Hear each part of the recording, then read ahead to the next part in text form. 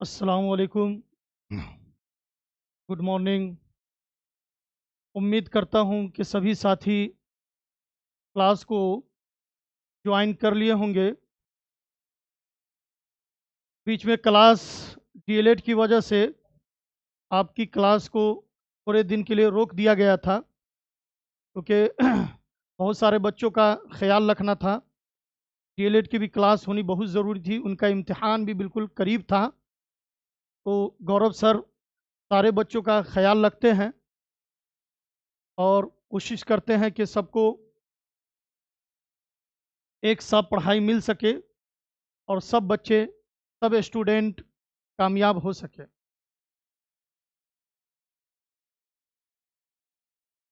खुशबू, good morning sir. चलिए, good morning.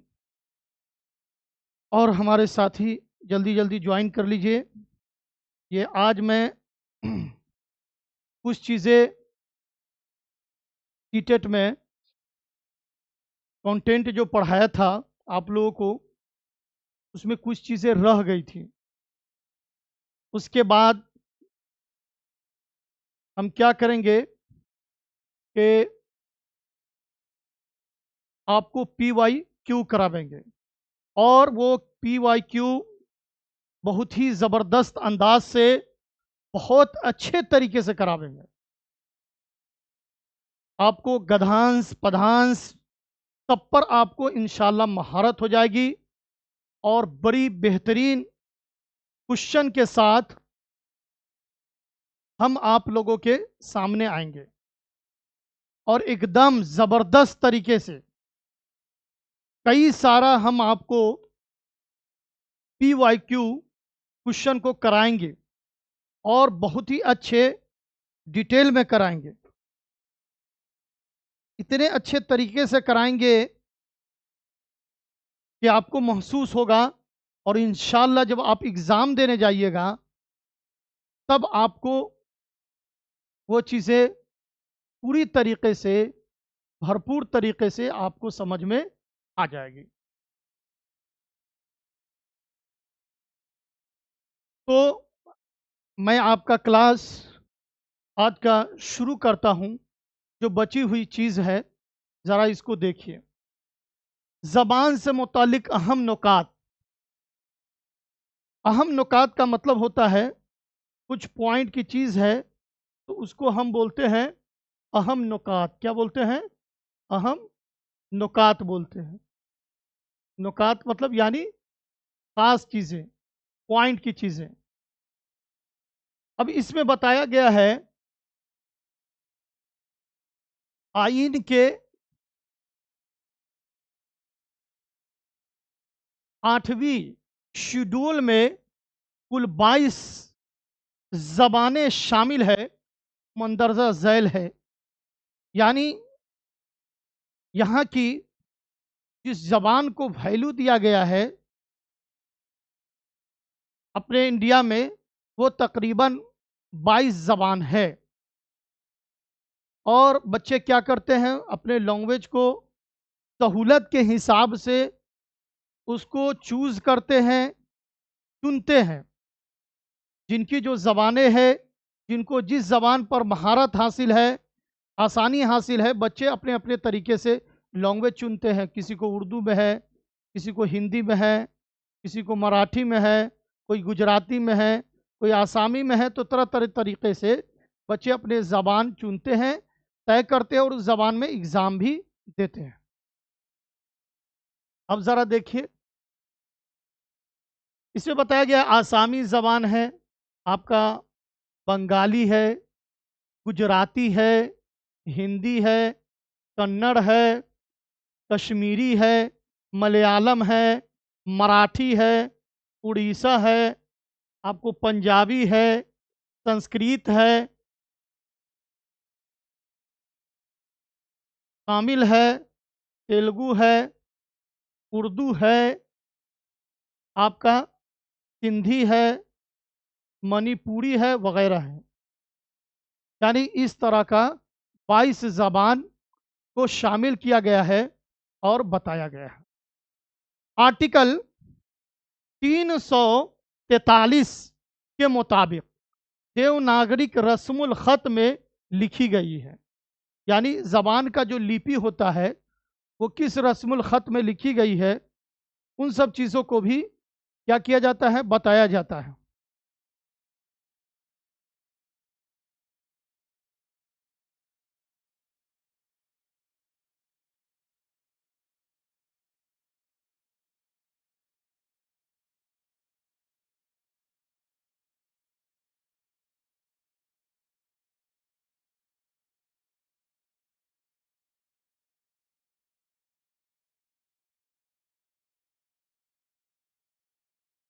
रस्मुल ख़त किसी भी ज़बान का, उसको हम रस्मुल ख़त भी कहते हैं, और उसको हम उर्दू में रस्मुल ख़त कहते हैं, हिंदी में हम उसको लिपि बोलते हैं। तो बताया कि रस्मुल ख़त में लिखी गई ज़बान है ये।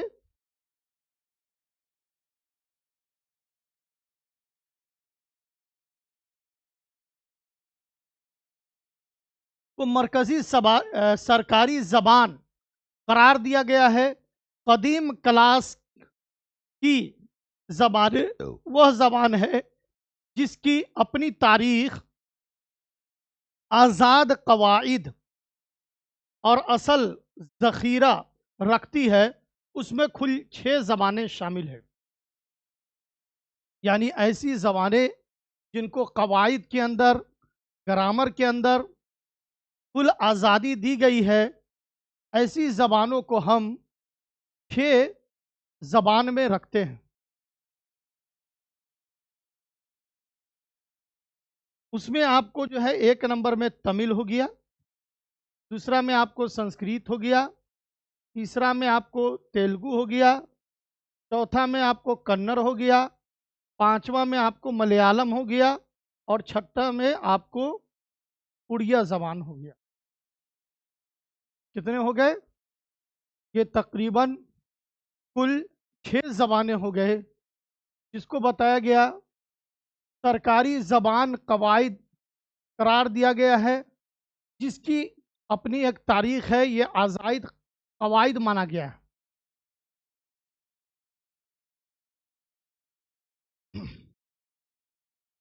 अब आइए, बोली। दर हकीकत बोली और ज़बान में कोई बुनियादी फ़र्क तो नहीं है, क्योंकि दोनों का इस्तेमाल एक ही तरह किया जाता है। लेकिन बोली के मुकाबला में एक छोटे इलाके में किसी मखसूस गिरोह दरमियान में बोली जाती है। बोली की कोई तहरीरी शक्ल नहीं होती है। पहला भी डिटेल में पढ़ाया था, लेकिन ये चीज़ें जो है एग्ज़ाम में आपको पढ़ा रहा हूँ कि डायरेक्ट पूछा जाएगा। इसके मुतालिक डायरेक्ट आपसे सवाल किया जाएगा, और आपसे क्या है, इसके मुतालिक डायरेक्ट पूछा जाएगा। तो वहाँ बताया कि बोली और ज़बान में फ़र्क बताया कि बोली की जो है तहरीरी शक्ल नहीं होती है, और ज़बान की जो है वो आपको तहरीरी शक्ल होती है। वही बताया, ज़बान और बोली के दरमियान बोली की कोई तहरीरी शक्ल नहीं होती है, उसकी कोई मुनज़्ज़म शक्ल, ज़वाबित नहीं होते हैं। अक्सर तब्दीलियाँ होती रहती हैं। बोली कहीं के कुछ और है, कहीं कुछ और है।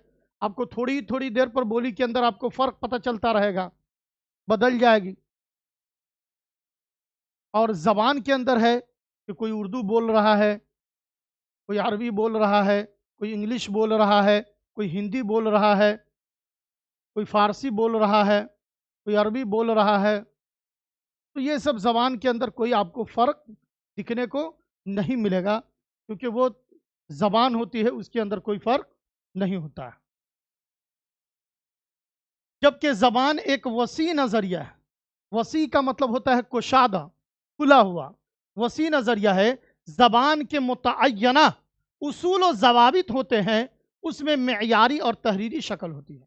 ज़बान के अंदर क्या होता है? उसूल होता है, नियम होता है, कानून होता है, उसका कुछ ज़ाब्ता होता है।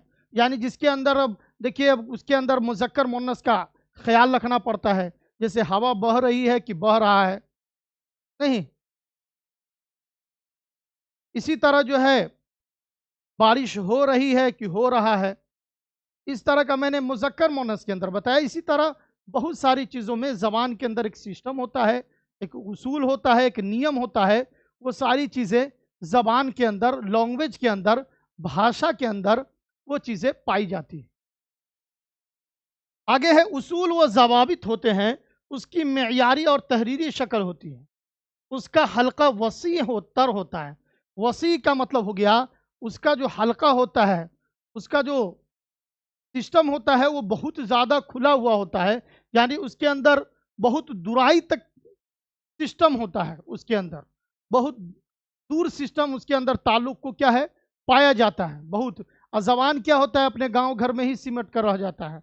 बोली सॉरी, बोली जो है जबान के अंदर ही सिमट कर रह जाता है।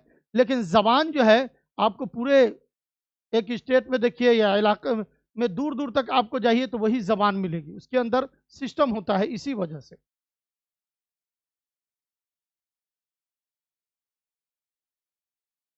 आगे है यहाँ पर एक सवाल उठाया गया है।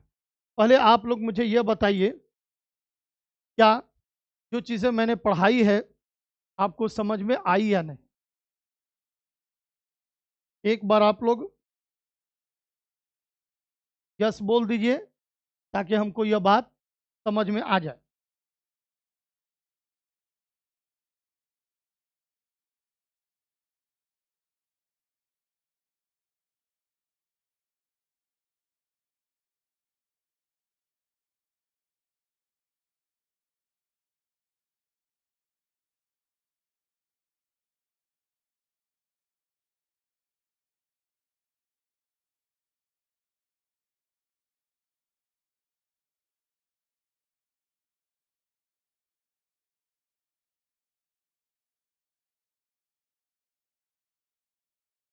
जी, उम्मीद करता हूं कि आपको हमारी यह बात अच्छे तरीके से आपको समझ में आ गई होगी।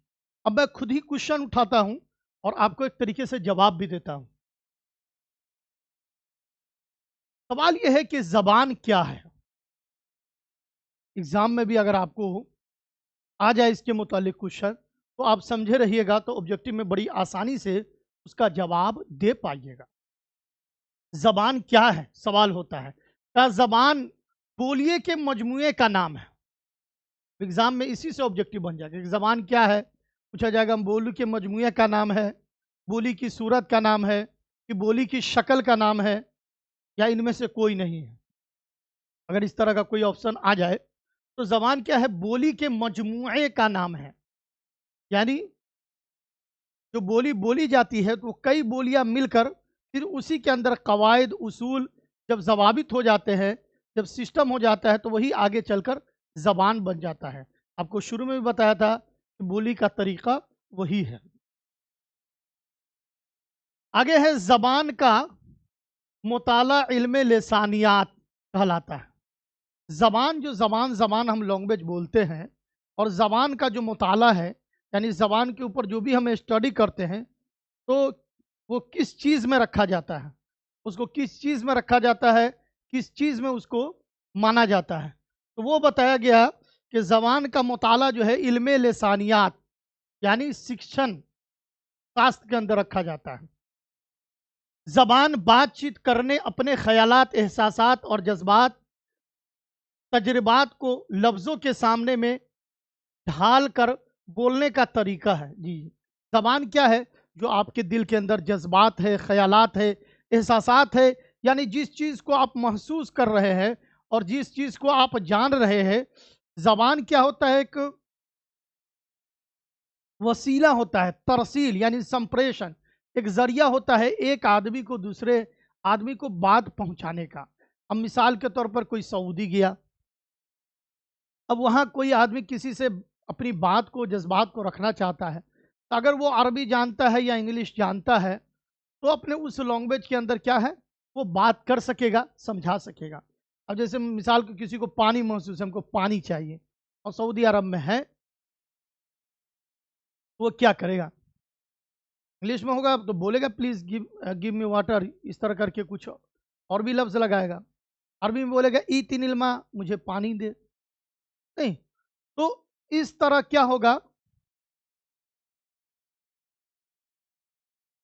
तो इस तरह करके क्या होगा कि इसका फ़ायदा ये होगा कि आदमी अपने ख़यालात और जज़्बात को, ज़बान जो भाषा आदमी पढ़ता है, तो उनका मेन मकसद यही होता है कि अपने ज़बान, अपने ख़यालात यानी उसके दिल के अंदर जो बातें चल रही है, उसका जो जज़्बात है, जिस चीज़ को वो महसूस कर रहा है, उस चीज़ को वो क्या करेगा, अपने ख़यालात और जज़्बात को, यानी उसके दिल के अंदर जो बात है, उस बात को वो दूसरों तक रखेगा। ज़बान का, लैंग्वेज का, भाषा का मेन मकसद और मेन मतलब यही होता है।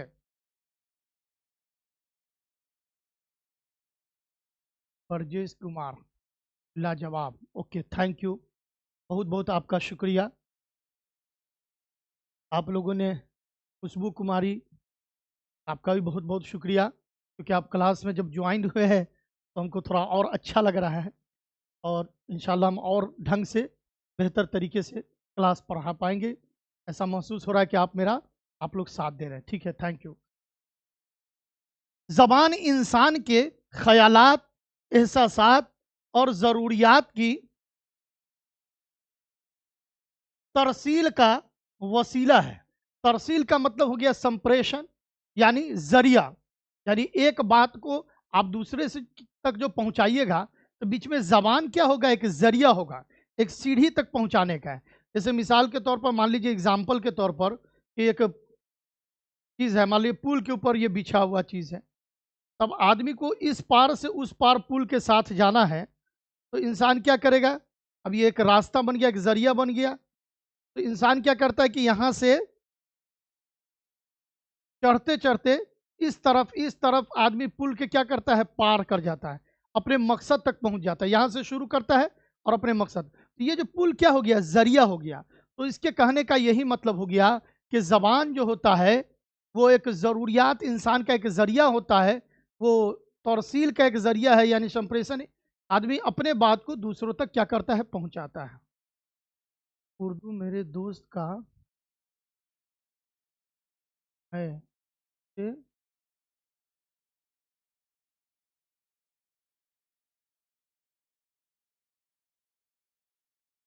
जी बहुत बेहतर है, दोस्त का है तो बता दीजिए। क्लास वर्जेस बहुत अच्छा, और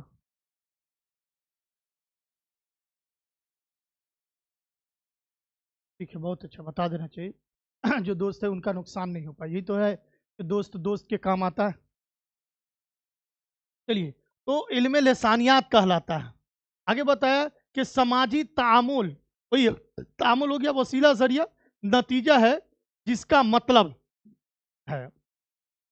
अब आगे है जबान की आमोजिश, जिसको हम भाषा अर्जन कहते हैं। आमोजिश का मतलब, नहीं नहीं सॉरी, अर्जन नहीं, अधिगम। और इक्तिसाब का मतलब हो गया आपको भाषा अर्जन, इसमें एक लफ्ज इक्तिसाब, अर्जन का मतलब होता है हासिल करना, तो ये हो गया। आमोजिश का मतलब हो गया अधिगम, यानी किसी चीज़ को सीखना। अब भाषा में जो जबान में है, वो अर्जन अधिगम, उस पर थोड़ा सा कुछ क्वेश्चन पूछा जाएगा एग्जाम में, तो ये पॉइंट की चीज़ें हैं, इसको जानना बहुत ज़रूरी है। कहा तजर्बात की बुनियाद पर बर्ताव में अजने वाली मुस्तकिल तब्दीली को आमोजिश कहते हैं। यानी ज़बान में आमोजिश में क्या होता है, वो चीज़ बदलता रहता है। जब बदलेगा तो आदमी क्या करेगा, उसको सीखेगा। तो आमोजिश में होता है कि एक तरीके से ठहराव नहीं होता है, उसमें चीज़ों को बदलता रहता है, तब्दीली होती रहती है, आगे पीछे वो चीज़ें क्या है, तब्दील होती रहती है, बदलती रहती है। वही बताया इसमें कि तजरिबात, तजरिबात ये तजरिबा क्या होता है, तजरिबा का वाहिद है। तजरिबात जो है, ये आपको तजर्बा वाहिद है। तजरिबात का क्या है, तजरिबात का, जिसको हम किसी चीज़ में, तजर्बा को हम कहते हैं ना कि इतना साल का हमको एक्सपीरियंस है, तो उसी को उर्दू में हम क्या बोलते हैं, तजर्बा बोलते हैं। क्या बोलते हैं? तजरिबा असल लफ्ज़ है पूरा प्रोनाउंसिएशन अगर देखा जाए तो।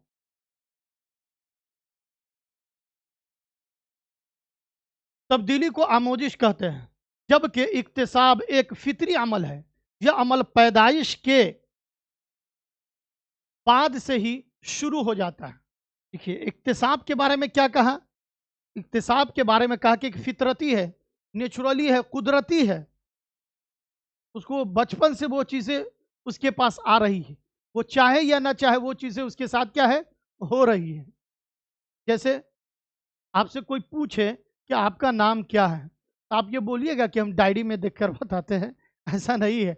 वो आपको बचपन से ही इतना ज़्यादा है, फितरती तौर पर आपको सुनते-सुनते वो चीज़ें क्या है, आपको आ गई है। आपके ज़हन में और दिमाग में क्या है, वो बातें जा चुकी हुई है। वही बताया कि इक्तिसाब एक फितरती अमल है, अमल पैदाइश के बाद से शुरू हो जाता है और बच्चा तकरीबन 4 साल की उम्र तक अपनी मादरी ज़बान का इक्तिसाब कर लेता है। यानी बच्चा जो है इक्तिसाबी भाषा जो कहा गया है, इक्तिसाबी यानी वो मादरी ज़बान को कहा गया है, क्योंकि वो बच्चा पैदाइश से सीखता है और 4 साल की उम्र तक, तकरीबन का मतलब है एक अंदाज़ा बताया गया है। एकदम एग्ज़ैक्ट नहीं है, बल्कि तकरीबन का मतलब होता है एक अंदाज़ा बताया गया है। 4 साल का एक क्या बताया गया है? अंदाज़ा बताया गया है कि तकरीबन यानी बताया गया है कि अपनी मादरी ज़बान का इक्तिसाब कर लेता है। यानी अक्सर स्कूल आने से वो बताया कि शुरू से ही हो जाता है और हर बच्चा तकरीबन 4 साल की उम्र तक अपनी मादरी ज़बान का इक्तिसाब कर लेता है, यानी अर्जन कर लेता है, सीख लेता है। अक्सर बच्चे स्कूल आने से कबल एक से ज़्यादा ज़बान सीखने लगते हैं और जब कोई बच्चा पहली बार स्कूल में दाखिल होता है तो वो तकरीबन 5000 अल्फाज जानता है।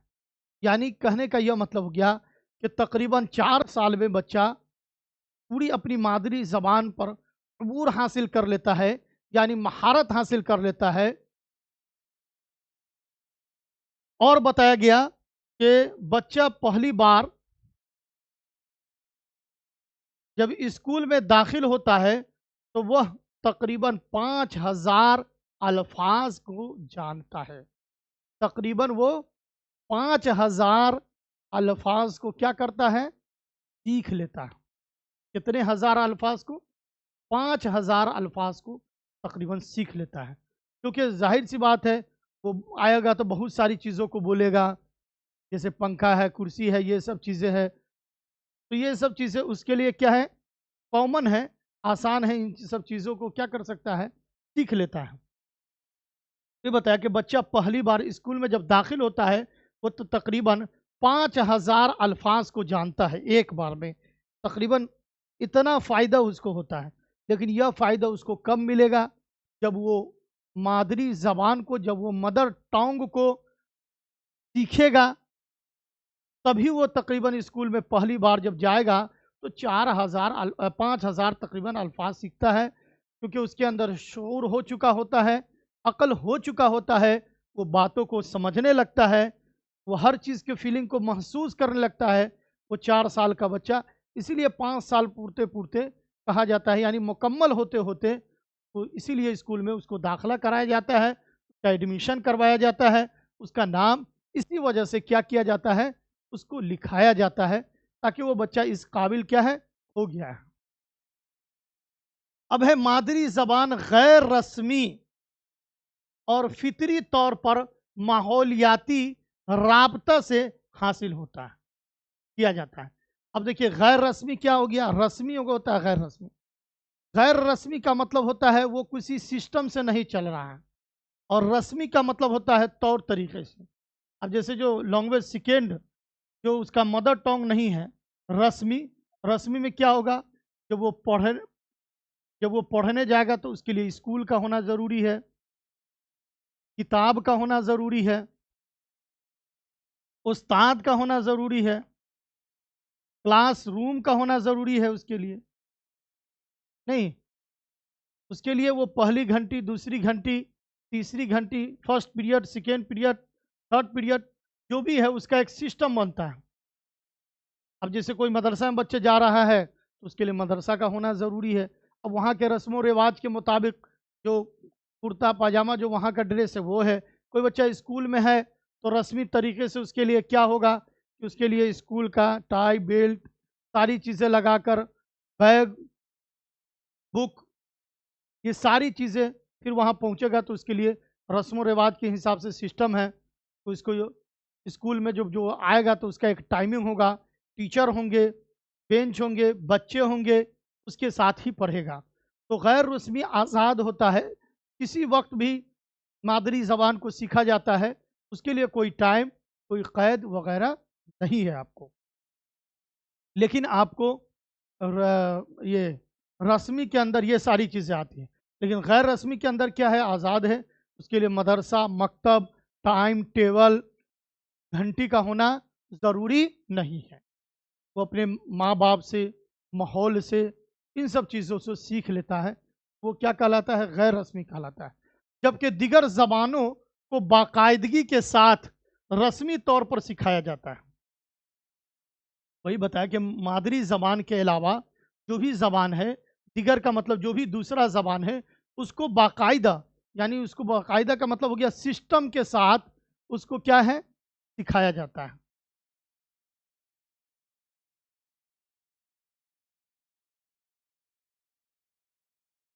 तो उसको सिस्टम के साथ सिखाया जाता है। बताया कि जबकि दिगर ज़बानों को बाकायदा साथ रस्मी तौर पर सिखाया जाता है, दुनिया का हर बच्चा उमूमन, उमूमन का मतलब होता है आम तौर पर, साधारण तौर पर 4 साल की उम्र तक अपने आस-पास बोली जाने वाली ज़बानें सीख लेता है। हम इससे पहले भी बताए थे कि बच्चा जैसे ही तकरीबन 4 साल का होता है, तो अपने आस-पास की ज़बान को क्या करता है, वो सीख लेता है और क्या कर लेता है, वो समझ लेता है। जैसे कि इसमें बताया है कि जबकि दिगर ज़बानों को बाकायदा रस्मी तौर पर सिखाया जाता है, तो दुनिया का हर बच्चा अमूमन 4 साल की उम्र तक अपने आस-पास की बोली जाने वाली ज़बानें को सीख लेता है। क्या करता है? ज़बान को क्या करता है? सीख लेता है। क्यों? क्योंकि जब उसको दिगर ज़बान सीखना होगा, तो उसके लिए एक नियम है, कायदा है कि उसको मादरी ज़बान आनी चाहिए। दिगर ज़बान को सीखने में फिर दिक्कत क्या होगी? दुश्वारी ये होगी कि आपको कोई चीज़ पढ़ाया जाएगा, तरीक़े से आपको समझाया जाएगा, तो उसमें दिक्कत ये, परेशानी ये आएगी कि आपको अगर जैसे मिसाल के तौर पर गांधी जी को इंग्लिश में लिखा हुआ है, पहली बार बच्चा आया है, अगर उसको कुछ समझाया जाएगा इंग्लिश में या दूसरी ज़बान में जो उसकी मादरी ज़बानें नहीं है, तो ज़ाहिर-सी बात है वो उसको बात में दिमाग में आएगी ही नहीं। पहले वो रीडिंग भी सही से नहीं दे पाएगा पहली बार में, वो प्रोनाउंसिएशन को भी नहीं समझ पाएगा। तो इसीलिए बताया जाता है कि मादरी ज़बान में बच्चों को तालीम देनी चाहिए। तो दूसरी ज़बान उसके बाद क्या होता है, बहुत आसान होता है। एक ज़बान से ऐसी भी दूसरी ज़बान सीखना आसान होता है। जैसे मैं उर्दू का टीचर हूँ मिसाल के तौर पर, तो हमारे लिए हिंदी आसान पड़ता है। इस वजह से क्योंकि हमारी मादरी ज़बान उर्दू है, तो उसकी सीखने के बाद हिंदी क्योंकि उसी से करीब है तो बड़ी आसानी से हो जाता है। किसी की हिंदी है तो वो हिंदी से उर्दू को बड़ी आसानी से सीख लेगा, या कोई हिंदी का जानकार है वो इंग्लिश की चीज़ों को अगर हिंदी में कोई समझाएगा तो उसको आसानी से समझ में आएगा। तो छोटा बच्चा जो होता है तो वो उसको इसलिए 5 साल की उम्र में भेजा जाता है ताकि वो 4 साल तक अपने आस-पास की जो ज़बानें बोली जा रही है, जो उसकी मादरी ज़बानें हैं, उसको क्या करे, ढंग से सीख सके, उसको क्या है, समझ सके अच्छे तरीके से, ताकि उसको समझ में आ जाए। तो आज मैंने आपको ज़बान के मुतालिक जो बहुत सारा डिटेल में हम पढ़ाए थे, लेकिन ये चीज़ें बहुत ज़रूरी थी। इसको याद कर लीजिएगा, समझ लीजिएगा, इंशाल्लाह ये एग्ज़ाम में डायरेक्ट इससे क्वेश्चन आने वाला है, ताकि आपको ये चीज़ें क्या हो जाए, समझ में आ जाए। तो हमने आपको एक बार और देख लीजिए, समझ लीजिए, अगर आपको कोई डाउट है, कुछ क्वेश्चन पूछना है, तो आप पूछ सकते हैं। बात की हमारी ज़िम्मेदारी कम हो जाती है क्योंकि क्लास में कोई बच्चा उस चीज़ को जब समझ लेता है तो वो आसान पड़ता है। बाद में बहुत सारे बच्चे, सर हमारा छूट गया, सर समझ में नहीं आया। तो जो बच्चे अगर बाद में जुड़ते हैं तो वो मेरा रिकॉर्डेड क्लास को देखते हुए आप यहाँ तक आइएगा, तभी आपको समझ में आएगा। और ऐसे भी बच्चों को देखा गया कि उर्दू बीच में छोड़ देते हैं, उसको नहीं समझते, तो उसको समस्या, दिक्कत, परेशानी होती रहती है। तो अब हम अगली जो क्लास लेंगे आपको, वो फिर इंशाल्लाह जिस तरह सैटरडे और संडे चल रहा था, उसी हिसाब से हम आपको क्लास देंगे। लेकिन जो नए बच्चे जुड़ेंगे उनके लिए एक हमारी शर्त है कि हमारे पूरे रिकॉर्डेड क्लास को ज़रूर उसको देखेंगे, तभी आपको PYQ जो है जब हम करावेंगे ढंग से तो आपको समझ में आएगा। तो बीच में जो आपका वक्फा है, टाइम जो खाली है, फिर अगला सैटरडे तक जो मिलेगा, तो उसमें आप क्या कीजिएगा कि हमारे सारे कंटेंट को एक बार ध्यान से पढ़ लीजिएगा, क्लास की PDF वगैरह को देख लीजिएगा, तब हम आपको PYQ करावेंगे तो आपको पूरी तरीके से समझ में आएगा। और उसमें आप लोग एकदम इंतज़ार से रहिए और अच्छे ढंग से इंशाल्लाह PYQ को कराया जाएगा, जो एग्ज़ाम में डायरेक्ट सवाल आएगा। इसलिए अभी हम आप लोगों से रुखसत चाहते हैं। खुदा हाफिज़, अस्सलाम वालेकुम। इंशाल्लाह फिर अगले सैटरडे को इंशाल्लाह हम मिलेंगे।